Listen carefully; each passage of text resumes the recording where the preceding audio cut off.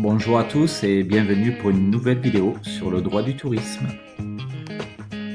Aujourd'hui, nous allons aborder l'exécution des contrats.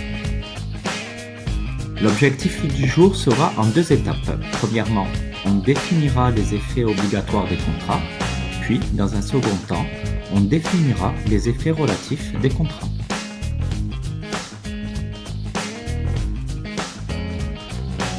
Les hommes se soumettent à l'exécution de droits et d'obligations en contractant. Cependant, il peut arriver que l'une ou l'autre des parties soit dans l'impossibilité de réaliser ce à quoi elle s'était engagée.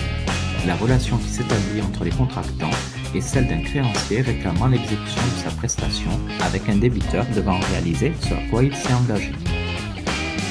Nous allons débuter avec les faits obligatoires du contrat. L'article 1103 dispose que les contrats légalement formés tiennent lieu de loi à ceux qui les ont faits.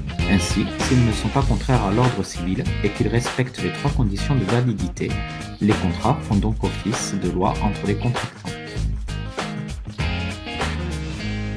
Sont concernés par les effets obligatoires du contrat deux groupes de personnes. Tout d'abord, les contractants. Ce sont les premiers intéressés par les obligations qu'ils ont voulu créer et qu'ils ont validées.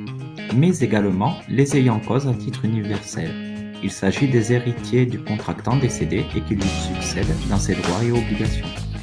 La cause obligatoire aura pour effet que les parties s'engagent à respecter leurs obligations en les exécutant de bonne foi et également elle empêchera toute modification du contrat sans le consentement mutuel des contractants qui devront alors effectuer un nouveau contrat de cession ou de modification d'obligation s'ils veulent le modifier.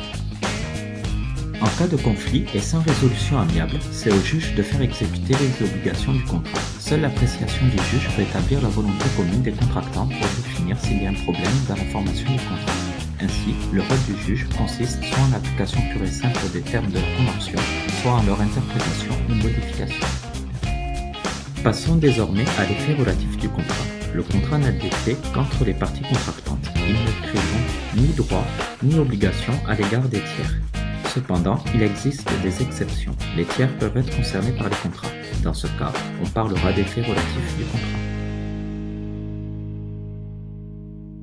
Voyons deux cas typiques d'effets relatifs. Premièrement, un contrat peut créer une charge pour autrui. Secondement, un contrat peut profiter à autrui. C'est le cas de la stipulation pour autrui. Une personne, le stipulant, obtient d'une autre personne, le promettant, qu'elle s'engage envers une troisième personne, le tiers bénéficiaire, resté étranger.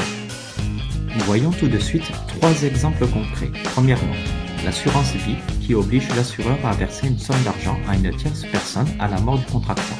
Secondement, un acheteur immobilier doit conserver les anciens locataires.